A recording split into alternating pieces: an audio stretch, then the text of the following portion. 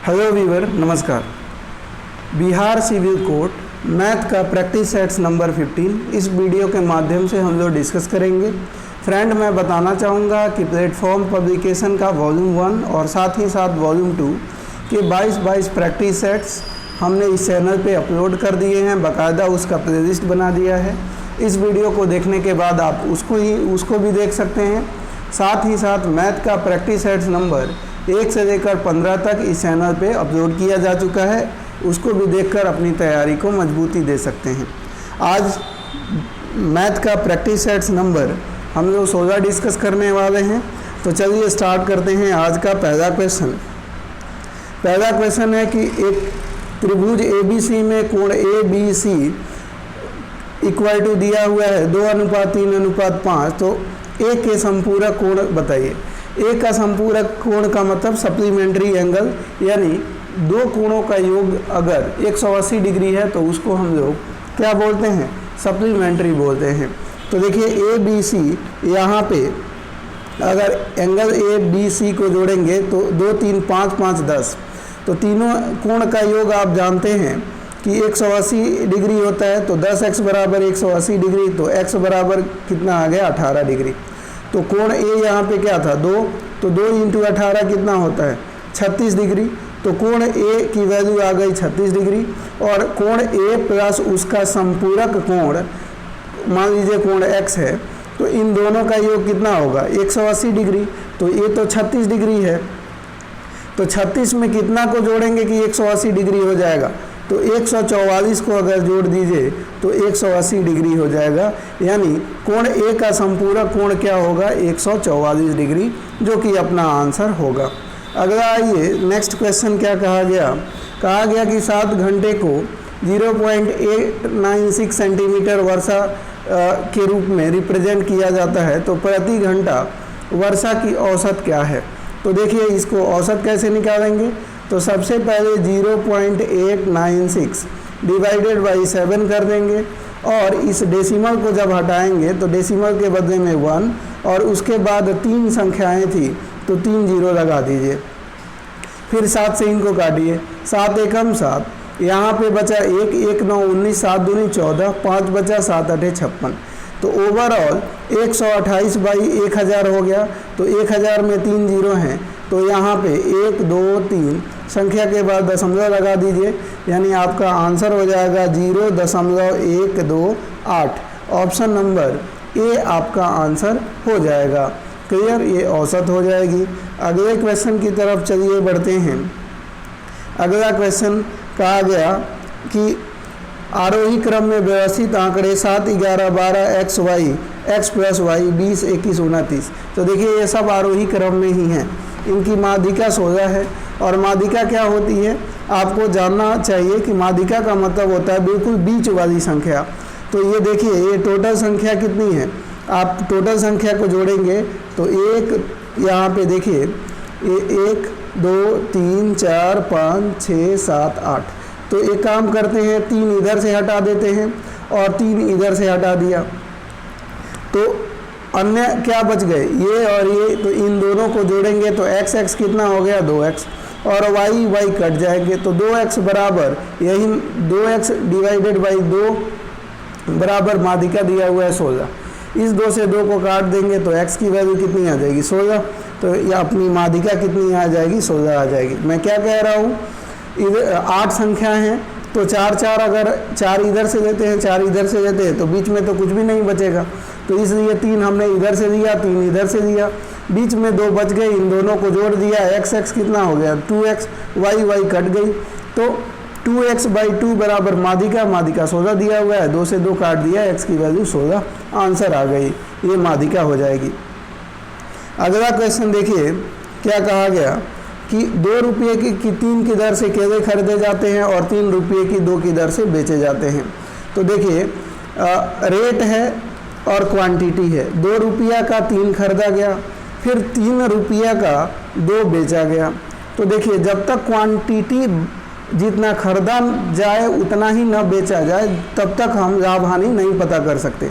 तो हम क्या करेंगे, यहाँ पे जो क्वांटिटी आप ये देख रहे हैं, इन क्वांटिटी को ऊपर नीचे मल्टीप्लाई कर देंगे, 2 को ऊपर लिखेंगे और यहाँ पे 3 को नीचे लिख देंगे। फिर इस 2 से इस 2 को, फिर इस 2 से इस 3 को, फिर 3 से इसको और इसको ऐसे करेंगे। तो 2 दूनी कितना हो गया 4। फिर यहाँ पे हम देखेंगे 2 3 जा कितना हो गया 6, फिर 3 3 जा 9 और 3 2 जा 6, यानी 6 खरीदा और 6 बेचा। तो 6 खरीदा था 4 में और बेच रहा है 9 में, तो 4 रुपीज़ की चीज़ को 9 में बेचेंगे तो 5 का फ़ायदा होगा, और ख़रीदा है 4 में तो 4 पर 5 का फ़ायदा हो रहा है। तो यानी 4 25 वहाँ 100 होता है, तो 25 25 125, तो बोला जाए कि प्रॉफिट परसेंट कितना हुआ, तो 125% का फ़ायदा हो जाएगा, यानी ऑप्शन नंबर बी अपना आंसर हो जाएगा। अगला आइए, अगला क्वेश्चन क्या बोला गया, एक संख्या है 9691 में 9 के स्थानीय मानों का योग आपको बताना है। तो ध्यान रखिएगा, यहाँ पे ये 9 देखेंगे तो ये 900 है, ये 9 का स्थानीय मान देखेंगे तो 90,000 है। तो 90,000 में 900 को ऐड करेंगे तो 90900 हो जाएगा, यानी ऑप्शन नंबर डी इसका आंसर हो जाएगा। आइए अगले क्वेश्चन की तरफ बढ़ते हैं। अगला क्वेश्चन क्या बोला गया कि ये बहुपद है 9x की पावर 5 y स्क्वायर z की पावर r की कोटि, यानी पावर 15 है।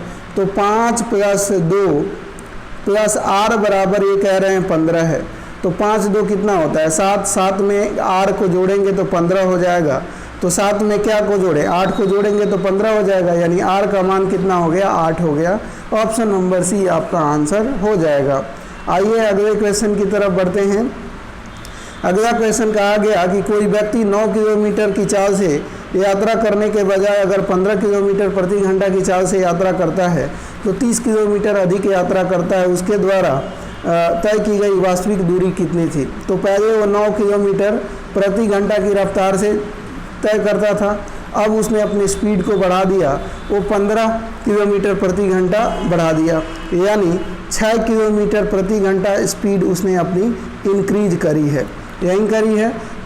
जब 6 किलोमीटर प्रति घंटा स्पीड बढ़ाया तो 30 किलोमीटर अधिक दूरी तय किया, यानी 6 × 30।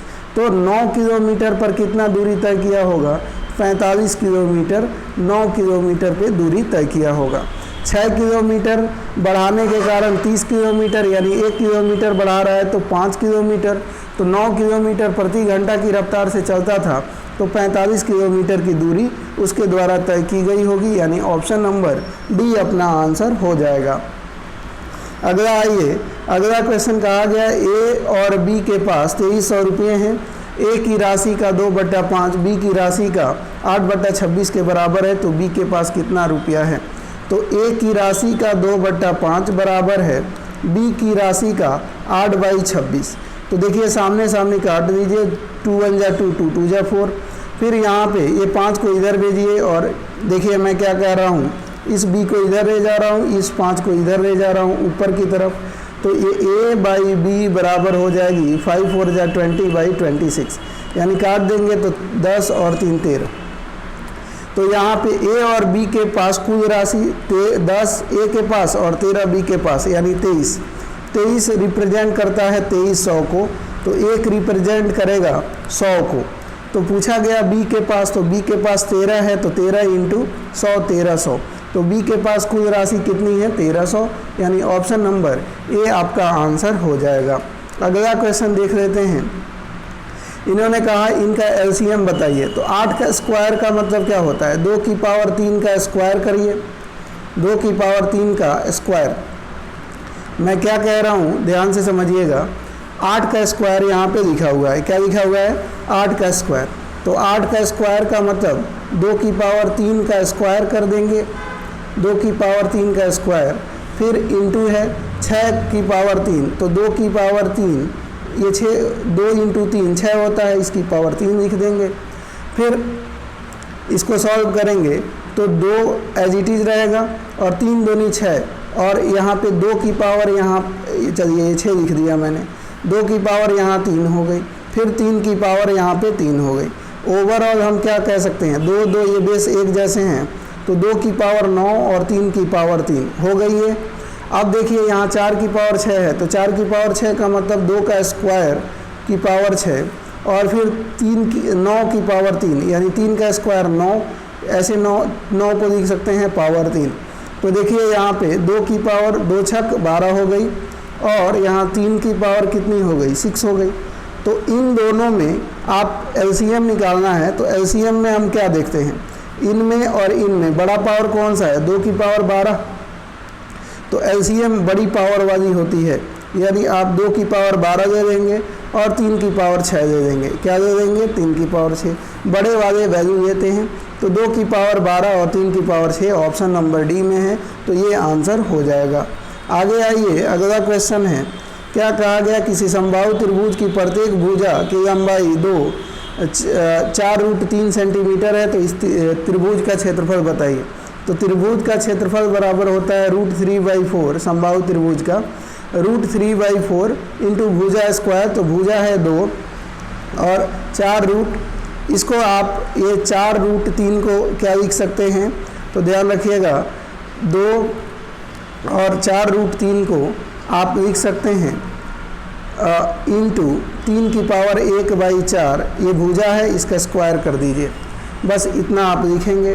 तो यहाँ पे √3/4 हो जाएगी, और 2 का स्क्वायर होता है 4, कितना होता है 2 का स्क्वायर 4, और यहाँ पे 3 इंटू 2 का स्क्वायर 4 और 3 की पावर 1/2 हो जाएगी। इसको सॉल्व करेंगे तो √3/4 इंटू 4 और यहाँ पे हो जाएगी इंटू √3, ये जो 3 की पावर 1/2 है, इसको √3 लिख सकते हैं, इसे ये कट जाएगा।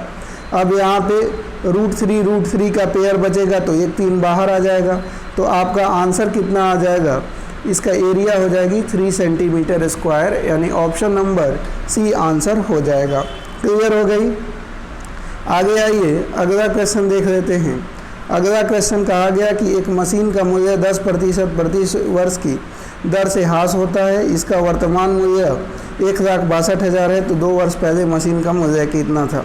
2 वर्ष पहले मशीन का मूल्य मान लेते हैं x था, 10% की दर से ह्रास होता है, यानी 90/100 यानी 9/10 हर एक साल में हो जाएगा। तो 2 साल पहले इतना था, अब इतना हो गया, लेकिन क्वेश्चन में कह रहा है 1,62,000 रह गया है। 81 दूनी होता है 1,62,000, तो 2 पे 3 जीरो पहले से और ये 2 जीरो और आ जाएंगे, तो x का मान आ जाएगा, यानी मशीन शुरू में मशीन का मूल्य जो था 2 वर्ष पहले वो 2 लाख रुपया था, यानी ऑप्शन नंबर ए आंसर हो जाएगा अपना। अगला है, वह छोटी से छोटी संख्या ज्ञात कीजिए जिसे 5 4 7 4 को जोड़ने पर 3 4 6 और 8 से पूर्णतः विभाजित हो। तो 5 4 7 4 में अगर 22 को जोड़िए, क्योंकि मैं 8 से विभाजित का देखूंगा, क्योंकि 3 4 6 तो सब कोई कर रहे होंगे, मैं पीछे से करूंगा, क्योंकि 8 बड़ा है, तो पहले 8 से ही मैं देखूंगा। तो यहाँ 4 2 6 7 2 9 और 4 ये 5। अब 8 से विभाज्यता का नियम होता है कि अगर 3 संख्या इकाई दहाई सैकड़ा वाला 8 से कट जाता है, तो ये 8 से विभाज्य हो जाएगा। तो 8 6 48 8 दूनी 16 ये कट रहा है, तब मैं 6 से चेक करूँगा, तो 6 9 54 6 कम 6 ये भी 6 से भी चला गया, 4 से तो 4 से चला ही जाएगा, और ये 3 से भी चला जाएगा, यानी ऑप्शन नंबर हमारा सी आंसर हो जाएगा। आगे आइए, अगला क्वेश्चन देख लेते हैं। अगला क्वेश्चन है कि एक त्रिभुज ABC है और PQR है, इसमें BC साइड 1 है, तो QR का रेशियो 3 है, BC और QR का रेशियो 1:3 है। तो PQR और BCA का आपका क्षेत्रफल का रेशियो बताना है। तो 3 QR का साइड 3 था और BC का साइड 1 है। तो ध्यान रखिएगा, साइड अगर गिवन हो और क्षेत्रफल का रेशियो पूछा जाए तो उन साइड का स्क्वायर कर दीजिए। तो 3 का स्क्वायर 9, 1 का स्क्वायर 1, 9/1 का मतलब 9 ही होता है, यानी ऑप्शन नंबर डी अपना आंसर हो जाएगा। आइए अगले क्वेश्चन की तरफ बढ़ते हैं। अगला क्वेश्चन इन्होंने क्या कहा है देखते हैं। कहा गया ABC ये काम को 6, 12 और 24 दिन में पूरा कर सकते हैं। ये सब साथ मिलकर काम को कितने दिनों में करेंगे? 6, 12 और 24। ये ए है, ये बी है और ये सी है। तो तीनों अगर मिलकर कहा गया कि 6, 12, 24 दिनों में कर सकते हैं, तो चलिए अब हम देख लेते हैं इनका टारगेट। मान लीजिए लड्डू बनाने का काम है। क्या बनाने का काम है? लड्डू बनाने का। तो ये 6 दिन में 24 लड्डू बनाते हैं, तो 6 चौक 1 दिन में 4 बनाएंगे। ये 12 दिन में 24 बनाते हैं, 1 दिन में 2, और ये 24 दिन में 24 लड्डू बनाते हैं सी, तो 1 दिन में 1 लड्डू बनाएंगे। तो अगर ए बी सी तीनों काम करें तो 1 दिन में 7 लड्डू बन के तैयार होगा। तो 24 लड्डू आपको बनवाना है, तो 7 फिर 21 और 3 यानी 3 सही 3 बाई 7 दिन लग जाएंगे आपको 24 लड्डू बनवाने में, यानी ऑप्शन नंबर सी इसका आंसर हो जाएगा। अगला आइए, अगला क्या कहा गया? क्वेश्चन है कि ए बी सी एक व्यापार में साझेदार हैं जिनकी पूंजी 33,000 है। उन्हें वर्ष के अंत में 15,000 लाभ हुआ। उनकी पूंजी के अनुपात में विभाजित किया गया। लाभ में से हिस्से के तौर पर ए को मिला है 4500 रुपया, बी को मिला है 5500 रुपया और 15,000 रुपया लाभ हुआ था। तो ये देखिए 4, 5, 9, 10,000, तो सी को मिला होगा 5,000 रुपया। तो इस तरह से इनको मिला। तो बोला गया कि उनकी सी की पूंजी बताइए।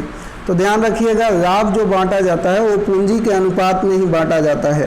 तो सबसे पहले इन लाभ को रेशियो निकालेंगे, तो ये हो जाएगा 5 9 45, 5 11 5 10। तो सी की पूंजी रही होगी 10 यूनिट। टोटल कितने?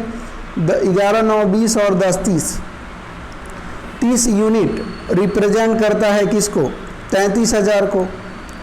तो 1 यूनिट रिप्रेजेंट करेगा 33,000 डिवाइडेड बाई 30।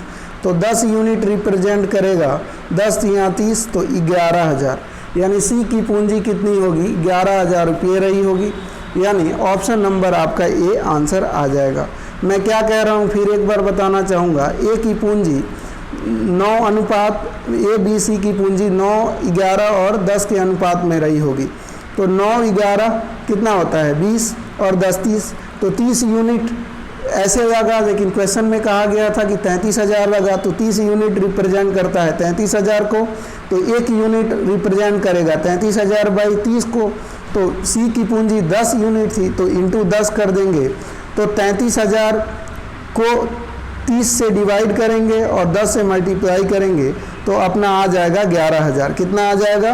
11,000। एक बार फिर बता दे रहा हूँ, यहाँ देखिए मैं क्या कह रहा हूँ कि 30 रिप्रेजेंट कर रहा है, 30 रिप्रेजेंट कर रहा है 33,000 को। कितने को? 33,000 को। तो 1 रिप्रेजेंट करेगा 33,000 डिवाइडेड बाई 30 को। तो 10 पूंजी थी सी की, तो 10 रिप्रेजेंट करेगा। तो इस 0 से 0 यहाँ पे 11 हो गया, तो 10 रिप्रेजेंट कर रहा है 11,000 को।